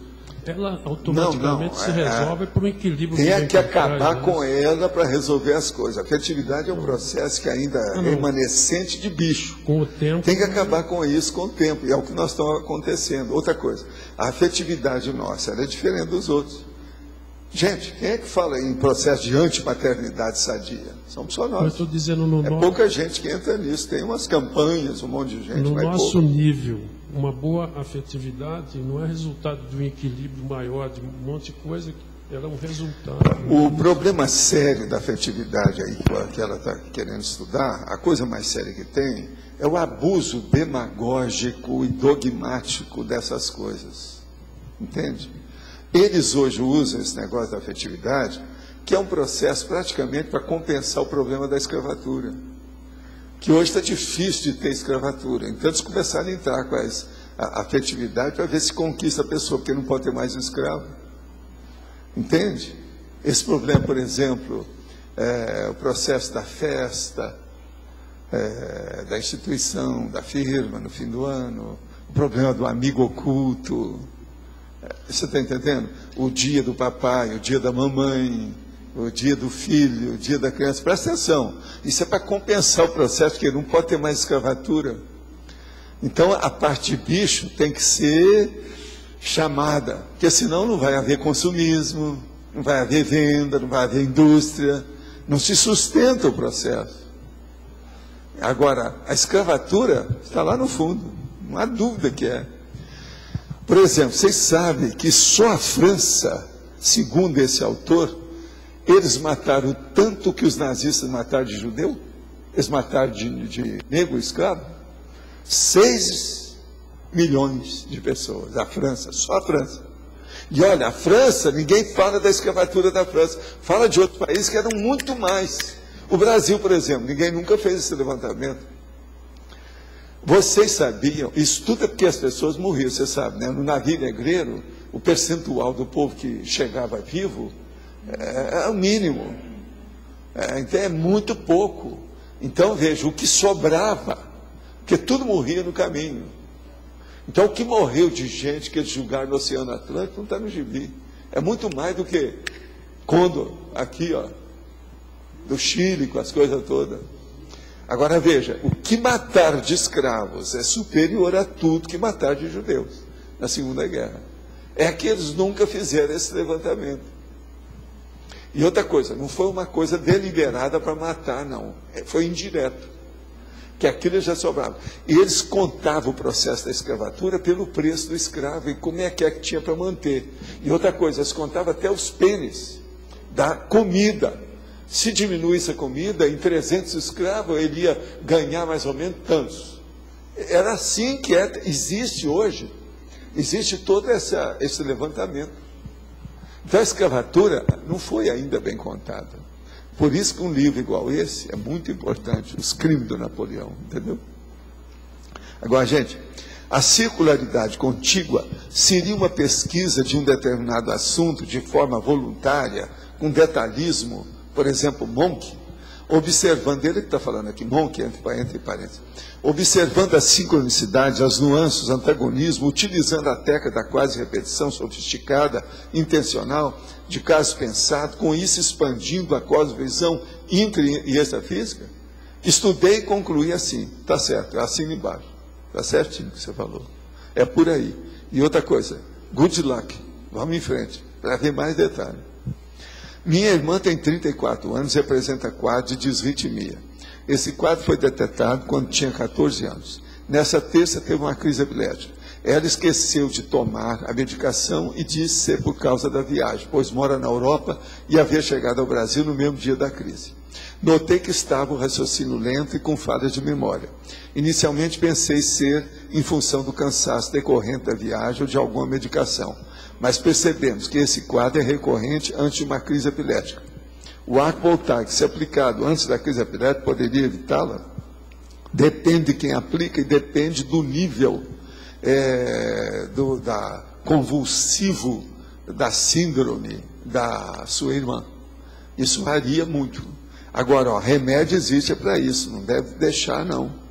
E outra coisa, o epilético, a primeira coisa que ele tem, que piora a situação, é a memória. Então é muito epilético que esquece de tomar o remédio, porque ele não tem memória, é a hipomnésia, ele esquece. Então é preciso arranjar alguns macetes para guardar isso. Por exemplo, escrever na bolsa, escrever na mesa, escrever aonde a pessoa vai, no quarto dela. Quando é mulher, por exemplo, escrever aonde já tem o espelho de tomar o remédio. E outra coisa, coloca em lugares diferentes por causa do horário. Se a pessoa esqueceu numa hora, ela toma no outro. Isso aí é muito importante em matéria de epilepsia. Qual o intervalo mínimo de tempo entre as práticas da TENEPS e 2 duplistas? 10 minutos, 15 minutos, 30 minutos? Ou precisa ser em turno distinto, um pela manhã ou outro à noite, por exemplo? Olha, o melhor para as pessoas, principalmente para aquelas que estão começando, é fazer em turnos diferentes. Isso é melhor porque limpa o ambiente, quem está começando ainda pode ter muita coisa lá dentro, entende? O ideal é ser em turno diferente, no início. Ontem foi feita uma pergunta sobre a personalidade do Alfred Russel Wallace, propositor da teoria evolucionista juntamente com Darwin. Gostaria de saber se o professor tem informações sobre a condição atual de Wallace e se ele acessou e irá acessar a Conscienciologia. Eu tenho uma leve impressão que esse homem, ele estava preparando a ressoma dele, mas isso faz muito tempo que eu fiquei sabendo disso, é quando eu estudei essas coisas. Quer dizer, faz uns 25 anos. Depois disso eu não fiquei sabendo mais nada. Pode ser até que ele tenha ressomado mesmo, hoje pode ser até um rapaz aí, né? Está na adolescência, não sei. A consciência pode, no curso intermissivo, programar uma patologia quanto âncora. Isso aí vai...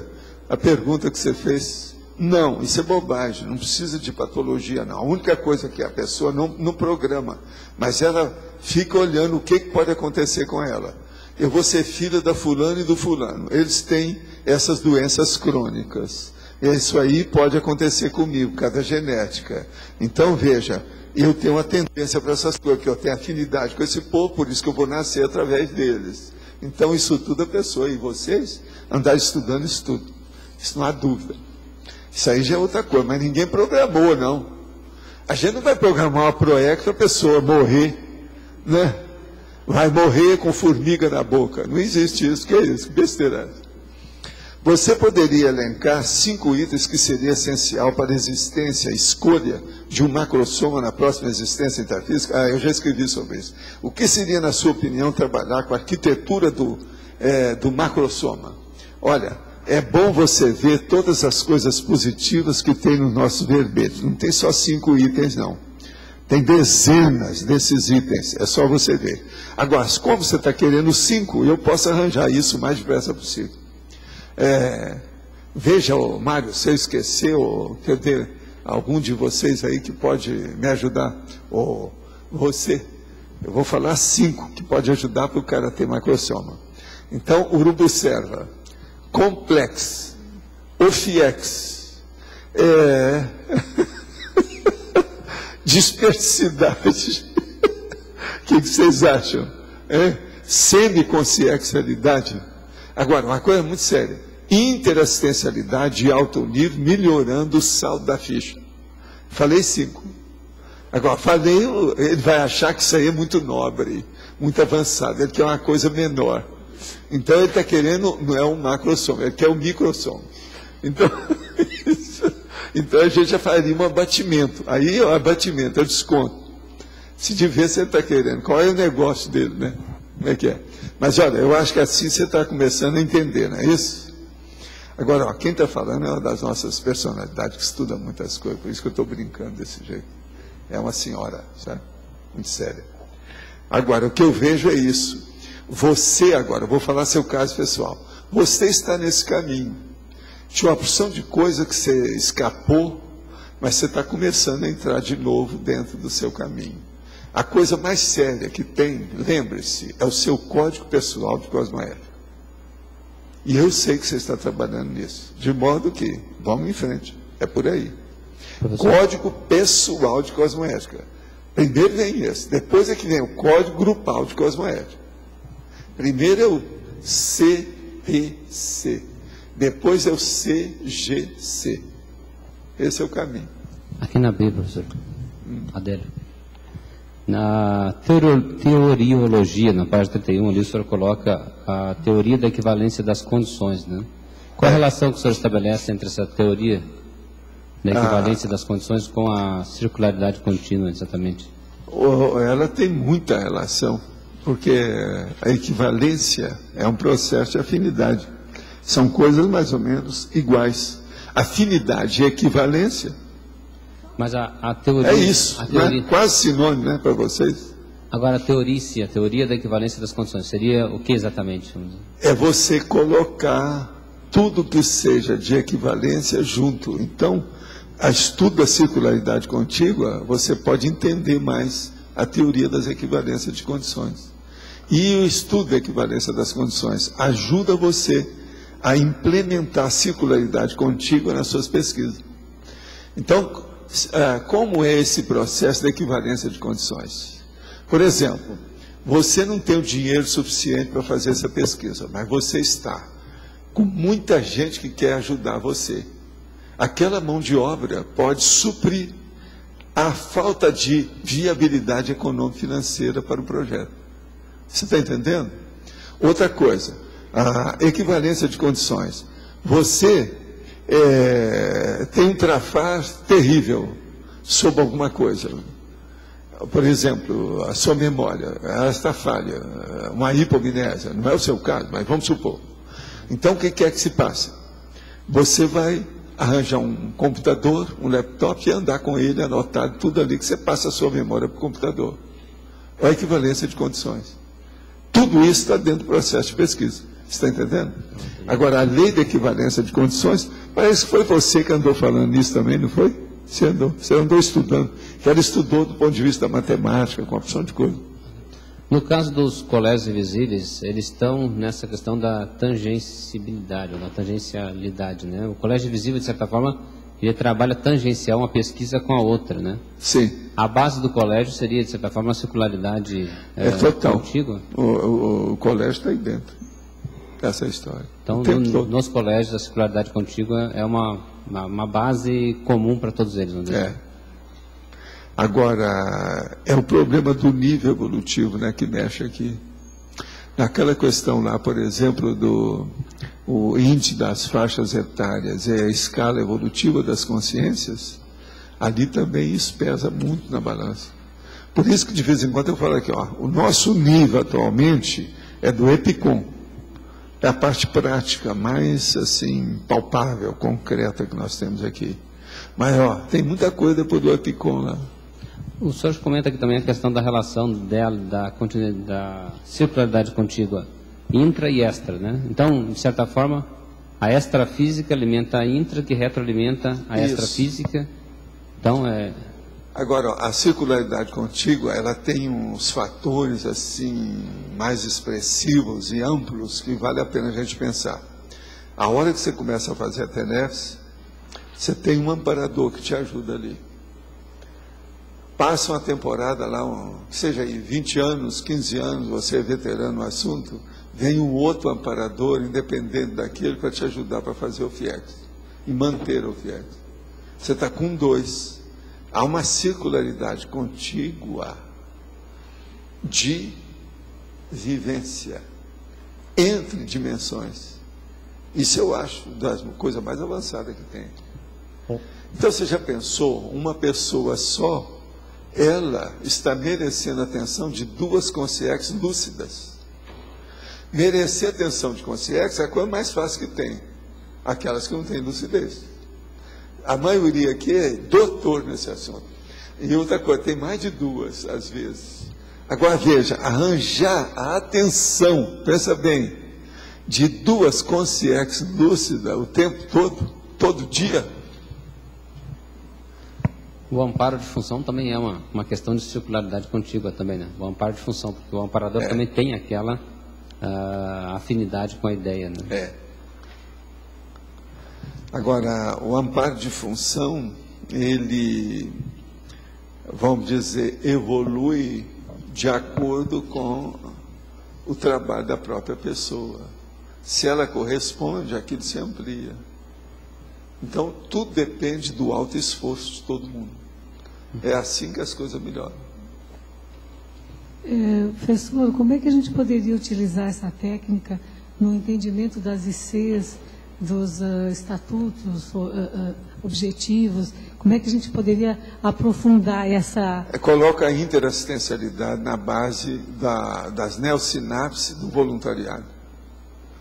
Falando o seguinte, as neossinapses é que fazem a recuperação dos cons magnos. Os cons magnos é que impulsiona mais depressa a consciência à frente. E dentro do voluntariado, isso é possível. O voluntariado é o caminho para a aquisição das neossinapses. Se você começar a falar isso, o povo vai começar a entender. Agora, é necessário falar nas ICs sobre estado vibracional para todo mundo. As ICs não têm horário de ponto, nem relógio de ponto para o povo. Mas podia pedir sempre para o povo, para eles chegarem e fazer estado vibracional, cada um por si. Que não precisa de fiscalização para isso. Então, uma coisa pode fazer aquilo que o nosso amigo aí uma vez falou. Falou assim, olha, aqui nessa empresa existe um amparador, que é muito meu amigo, que fiscaliza o estado vibracional de vocês. Aquele que não fizer, eu vou ficar sabendo. Tá certo? Isso aí é a conversa do cara. Que não há fiscal para nada. Então, a pessoa tem que fazer por ela. Agora, veja, isso é em favor dela que ele está falando. Não é só da instituição. Principalmente, né? Principalmente é ela, porque é ela que é o fator básico. E você sabe, em qualquer lugar na vida, a coisa mais importante que tem é a consciência. Isso em qualquer lugar, em qualquer coisa, qualquer instituição, quem é mais importante? São as pessoas. Tá certo? Sempre são as pessoas.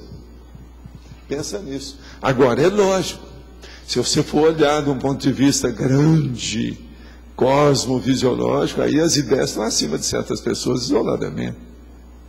Você entendeu? Quando você fala do voluntariado, o que você quer dizer? Como eu disse antes, não me sinto cômodo sendo voluntário no Instituto de Conscienciologia até conseguir produzir uma projeção que me dê a certeza. Sim, a primeira coisa eu já te falei. Você tem ou não tem curso intermissivo? Se não tem, vai estudar. Você tem que estudar muito para ver o que tem. Não sei bem como ajudar. Sim, como é que você quer ajudar se você não entra para ser voluntário? O que ensina mais a pessoa a fazer assistência é o voluntariado. A única coisa que faço bem é escrever, mas cometi o erro de deixar a universidade. Não cometeu. Você pode prosseguir sendo autodidata. Eu deixei a universidade há muitos anos. E eu não acho que eu cometi erro nenhum. Eu trabalhei lá 18 anos. Agora, veja, Eu sou autodidata, eu estudo todo dia, escrevo todo dia, eu leio todo dia. Isso faz parte do serviço. O que eu vou fazer? Olha, só antes de começar aqui a tertúlia, eu li mais ou menos 28 páginas do livro que eu estava lendo aqui. E anotei tudo. Tá certo? Isso foi antes. Foi alguns minutos aqui antes de começar a tertúlia. Eu estou sempre estudando. Autodidatismo, autodidaxia. De modo que estudo vale a pena. Agora, ó, afinal de contas, se já fez isso que eu estou perguntando, você é intermissivista ou não é? Responda essa pergunta que isso é mais importante. Volta aqui na... Sim. Só fazer um parênteses, que ontem a Camille falou comentou a questão da leitura, né, das entrelinhas, do leitor. Então, só dar uma dica que a semiótica é uma disciplina que trabalha muito com isso, com a questão de ler nas entrelinhas, né? Quando a gente fala de ler em entrelinha, na semiótica, às vezes imagina só um texto, né? Um texto escrito. Mas para a semiótica, tudo é um texto. Então, assim, um quadro, ele é um texto, uma música, ele é um texto. Outra coisa, uma pessoa vem e fala uma coisa, se devia se a intenção dela é aquela ou se tem uma intenção escondida. Isso tudo também é ler nas entrelinhas. Tudo entra nisso. Então, assim, para a semiótica, você tem que provar como um texto faz para dizer o que diz, né? Então, aí, vamos supor, você vai ver um quadro, a luz que foi usada tem um sentido, a cor que foi usada, as personagens, isso a gente pode ampliar para tudo. Então, é uma disciplina que ajuda a entender o que é ler nas entrelinhas. Tá? A pergunta que eu estou um tempão para fazer tem a ver com isso. Queria saber assim, o entrelinhamento que o senhor falou ontem, se a gente pode considerar uma técnica de circularidade contígua para a intraconsciencialidade. Então, um tempão. Agora, então eu vou te falar uma coisa melhor da circularidade contígua. É o autorrevezamento multiexistencial. Raciocina o autorrevezamento multiexistencial como sendo a circularidade contígua em tudo que você faz. O que vocês acham? Está claro? Tem lógica para você, Odus? Tem? Ô, Kátia? Então, com isso aí, é mais abrangente ainda do que isso que você falou. Também eu estava querendo ampliar, mas eu acho que agora só acabou de ampliar, que na sexta linha da fatologia, sim, tem assim, o devir intraconsciencial. Eu queria saber dentro da circularidade contígua. É isso, então... É justamente esse devir. O Arlindo está aí, porque senão ele ia ler lá no dicionário para falar o que é na filosofia, o que é o devir. Que isso eu tenho, porque são tarados com ele. Eu tenho o dever, mas o processo é ele ver. Ele gosta. Ainda está lá em cima ainda. É o vir a ser que é tudo. Nele lá é isso. Você está entendendo? Agora, eu trouxe já o verbete, tem tudo aí. Então, mas eu preciso te falar, se o Arlindo está aí, eu tenho que falar, porque a filosofia, a gente tem que dar bom dia para ele. Eu sabia que devir intraconsciencial era isso. O que eu queria saber, assim, as técnicas de circularidade contígua, para a gente conseguir fazer esse devir intraconsciencial, essa entrada na intraconsciencialidade de uma forma mais efetiva. Agora, então, talvez uma coisa boa que seria bom eu falar aqui para você é o seguinte: é o fluxo, a cadência, a fluência, o ritmo. A cadência, o ritmo. Pensa nisso. A circularidade contígua, ela está dentro disso. E essa cadência é que mexe com o processo, não só da cronêmica, que é o mais sério, mas também o outro, do processo aqui da locação, do estado, aonde você está. Então, veja, essa circularidade contígua, ela mexe nisso tudo. Agora, a circularidade contígua, ela começa a ficar mais, vamos dizer assim, intensamente sofisticada, por exemplo, com o FIEX. Por que o FIEX? O FIEX porque ali você está fazendo o casamento real da sua paraprocedência com a sua vida atual, a vida humana. Vocês estão entendendo? Há um casamento intrínseco, terrível nesse assunto. Agora veja, a hora que eu falo e viro para vocês e falo assim, olha, a TENEPS acaba com a religião. Agora, a OFIEX, ela nomeia você numa questão assim, que você é o Papa da assistência. Vocês estão entendendo? Acabou a religião e muito mais coisa do que isso. Você é o episcopado da religião inteira da assistência, através daquilo. Agora, pense só nisso aí, que você vai ver o que é a circularidade contígua, como ela é séria. Religião é religare, é religar você com a sua paraprocedência. Que lá na religião eles acham que é Deus, que é aquilo, é o anjo decaído, aquelas bobagens. Então o que se passa? Na verdade é o seguinte, você saiu de lá e vai voltar para lá. Você saiu, tem um mandato para cumprir aqui, chega lá, você vai apresentar o que você fez. E eles estão acompanhando você, você é fiscalizado em tudo que você está fazendo, tem uma ficha que acompanha você. Mas acabou a vida, você chega lá para assinar o ponto. É sempre assim. Agora veja, aquela é a paraprocedência. A hora que você começa a sair do corpo para assistir os outros, dentro de um local exclusivo seu, a partir do seu paracérebro, que aquilo existe, fazendo assistência para outros, você já voltou para a sua paraprocedência indiretamente. Está claro? A religião nunca fez isso. Nem o Espiritismo nunca fez isso.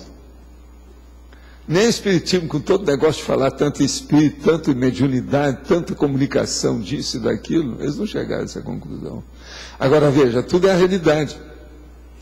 Outra coisa que eu quero que vocês entendam bem, a conscienciologia, eu não inventei a conscienciologia não, tá? Vamos entender bem isso. Eu aqui estou procurando transmitir aquilo que eu aprendi extrafisicamente. E outra coisa, eles me ensinaram já porque copiar de outros planetas. Não tem nada novo em nada disso. Eu comecei o primeiro dia falando no Instituto, eu falei isso tudo. A conscienciologia não tem novidade nenhuma. Por isso vocês têm que ser professores. Professor de retrocognição. E não tem que fazer a cabeça de ninguém, é informar. É só informar, sem fazer a cabeça de ninguém. Não pode ter dogma, não pode ter inculcação. É dar o exemplo disso aí. No caso é disso. O problema todo é esse. Então veja, na verdade, tudo isso aqui não tem novidade nenhuma. Agora, por exemplo, se uma pessoa for estudar essa abordagem que eu estou mostrando, ela vai começar a estudar orismologia que eu falo, entendeu? A terminologia, por que é que eu uso tantas expressões diferentes que são neologismos? Por quê? Nós temos que fixar um caminho para isso. Toda linha de ciência, de pesquisa, se tem uma terminologia. Isso é o estudo da ciência, orismologia. Não tem outro jeito. Então, isso tudo que nós estamos falando, às vezes as pessoas não entendem isso até hoje. Então, na verdade, eu não estou trazendo coisa nenhuma nova, não estou criando novidade nenhuma. Esses processos, então, quando as pessoas me perguntavam, você lembra que mesmo aqui, ainda tinha muito aquilo que eles achavam, o que é a novidade que nós temos? Olha aqui, de ciência, a única coisa na Terra que tem de novo é a terminologia. Lembra disso? Que é o processo de você usar, a partir da etimologia, que é o negócio todo, qual que é, o que é que você vai usar como termo. Então, por exemplo, eu arranjei uma coisa, e eu chego para assim, iu.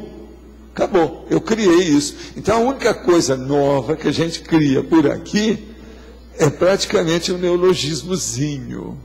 Porque esses que eu crio, a maioria deles eu não estou criando nada. Que é tudo derivado do que já tem aí e daquilo que vem de outros planetas que eles já trouxeram lá, que tem nas comunex. Essas comunidades extrafísicas mais elevadas.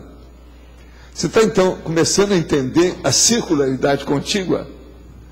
A circularidade vem me colocar no osso. Vocês podem me observar, anatomizar a minha condição. de tudo que eu faço. Você entendeu? Não tem novidade nenhuma nisso. Agora, eu cheguei lá, olhei tudo, copiei. Enfim, vivo chacrinha. No mundo nada se cria, tudo se copia. Eu copiei tudo lá, estou trazendo para cá. Agora, pense bem, na hora que vocês, uma boa parte de vocês, fizeram os cursos mais avançados, com toda a experiência das vidas anteriores lúcidas que vocês têm, com retrocognição disso. Tem muita gente aí que tem uma vida retroativa, aquela fieira de vidas melhor que a minha, em outras áreas. É que não tiveram oportunidade de ter os arquivos, de ler como eu li. Entendeu? Eu não, eu vi os estatutos, eu examinei a situação, que é a inteligência evolutiva, esse negócio todo e tal. 214 anos eu não passei fazendo só meditação. Não, não tem isso. Está funcionando. O problema todo é esse. Agora veja, a hora que vocês pegarem isso, por isso que eu falo, a dispersidade é inevitável para vocês, não tem jeito. Mesmo vocês não querendo, vocês vão bater lá. Entendeu? Todo mundo é assim. Mas agora, para a turma aí, vocês já estão no ponto. Aquele que não está maduro já está de vez. Ninguém é verdolengo mais. Como é que faz?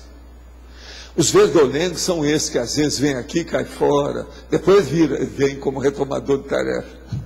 É um monte deles. Roda, roda, bate a cabeça lá fora, torna a voltar. Agora, a culpa não é minha e eu não sou responsável por nada disso. O problema é de cada um, o processo está aí e a coisa é geral. Então, por aí vocês vão me colocar na minha real insignificância. Vê se me entendem. Bom, só complementando ali a parte da orismologia, é isso que garante a contiguidade, né? Você vai registrando e vai mantendo a contiguidade da coisa. Por que eu falo tanto em registro, Djalma? Por que eu falo tanto em laptop? Por que eu explico que computador é a extensão da sua memória, assim como o carro é a extensão das suas pernas? Tá certo. Vamos entender isso. O negócio todo é levar por aí. Agora, a computação, isso é uma bênção, veio ajudar, expandir a nossa memória, fixar, fazer a retenção daquilo que a gente precisa. Gente, presta atenção. Um dos maiores problemas que nós todos temos é a memória. Por quê? A hora que a gente entra no funil do renascimento, vai tudo para o espaço. Todo mundo vira epilético. O que é a vida humana? É a epilepsia. Você entra numa crise. Eu já falava isso nos meus estudos lá no processo. Foi por isso que eu fui estudar as consequências que tinham dessomado na epilepsia, em crise epilética. Entende? Entender. Olha só, na tecnologia, você fala a tautocronia de técnicas similares. Essa sincronia de técnicas similares. Dá para você falar um pouquinho disso? É o caminho da história. Tudo está aí. Esse é o resumo de tudo. Você pegou onde dói. Agora está tudo aí. O processo todo é esse. Agora, gente, circularidade contígua. Vocês nunca leram isso em parte nenhuma. Eu garanto. Alguém leu? Ninguém leu. Agora, vocês vão perguntar para mim, mas Walter, como é que você traz todo dia uma ideia nova? Onde é que você escarafunchou isso? Você ciscou igual galinha? Você deve ter um galinheiro para ciscar tanta coisa. Não tem nada. Processo tudo, extrafisicamente, vocês todos estudaram isso. Então veja, eu sou o cara que estou regendo a orquestra. Mas quem toca os instrumentos e sustenta a orquestra são vocês. Então eu chego aqui e começo a falar, né? Circularidade contínua, circularidade. Aí começa a mexer com você. Vocês começam a ter recognição, lembra de uma coisa. E assim são esses temas. A maior prova que tem disso aqui, ó, é ela. A Kátia é isso. Se ela escuta a coisa, ela vai pegando e a pouco ela pega o resto. E ela estende tudo aquilo que ela observou. Nós músicos somos meio lerdinhos, mas tudo bem, né? Fazer o quê? Vocês não tiveram a chance de ter uma, vamos dizer assim, incentivo ou estímulo mnemônico como eu tive. Da agora para frente vocês vão ter. Vocês vão ter. E o negócio, vocês vão fazer exumação de tudo quanto é conhecimento que está aí sepultado, que vocês jogaram fora. É muito. Todo mundo aqui, ó, está entendendo? É uma enciclopédia desperdiçada. Ela está fechada. As páginas estão grudadas da enciclopédia. Vocês vão abrir isso tudo com o tempo. Professor. No crescendo, seria ali a TENEPS ou FIEX? Seriam crescendo? Da circularidade contínua? Isso eu já falei, todo mundo sabe. Já tem isso escrito em verbete aí. Como é que chama lá? É o binômio interassistencial TENEPS ou FIEX. Isso é binômio interassistencial. Isso eu entendi, mas eu digo assim, a circularidade contígua, aqui nesse verbete, seria interessante ali na crescendologia ter a TENEPS, porque é uma circularidade contígua. Sim, mas que eu não coloco isso, que eu já tenho muitos outros verbetes. Por causa disso, é processo de, está economizando a repetição. Agora, a chefa lá estuda. Tem muita coisa que eu já falo mais adequadamente no outro tema, entendeu? Com outra ideia, que é outro verbete. Existe uma série delas. Professor Valdo, bem, sim. A minha pergunta é no mesmo item, crescendologia, o crescendo autopercepção e autoparapercepção. Eu queria que o senhor falasse um pouco mais sobre o início dessa questão da autopercepção, porque muitas vezes a gente está com o esforço para o desenvolvimento do parapsiquismo, mas há um gap da autopercepção inicial do holossoma. É do exemplo que você está falando, né? Vamos ler tudo. Exemplologia que você quer? Não, eu queria que o senhor falasse de exemplos desse crescendo da autopercepção. O crescendo da auto... Vamos só ver aqui. Crescendo, autopercepção, autoparapercepção. A autopercepção é o médico que começou a estudar anatomia, depois estudou fisiologia, depois ele chegou à conclusão que tem a patologia, aí ele foi estudar a terapêutica. Com isso, ele estudou a constituição do corpo dele, do corpo do paciente, etc. Tal. Então, as percepções do corpo dele, ele começou a ver. Não, o meu olho faz isso. Aqui tem uma verdadeira câmara fotográfica, o processo da oftalmologia. Aí ele vai ver o resto. E viu tudo. Isso são as percepções do corpo dele. Percepções orgânicas, somáticas. Aí eu vi para ele e falei assim, isso tudo é besteira. Você tem um terceiro olho aqui no meio, chama front chakra. Você tem que usar isso aí para você ver como é que é, e a situação é diferente. Você vai ter clarividência viajoura, aí entra para a percepção, ao crescendo. Entendeu ou não? O médico oftalmologista, ele estudou tudo sobre os dois olhos, mas ele não estudou o terceiro olho, ele não estudou o front chakra, que está ali perto. Quando ele estuda, ele vai ter outra visão. Eu estudei um monte de coisa de oftalmologia sem querer ser especialista. Por quê? Porque eu queria estudar com a evidência. Professor, então, para a gente ter um aumento desse estudo da autopercepção, seria anatomia e fisiologia? A primeira coisa, você tem que ver quais são as percepções. Olha lá, onde é que está? 20 mega atributos propulsores da evolução. Pega aquilo ali e estuda. Você vai ver quais são as percepções básicas do processo. São os atributos mentais seus.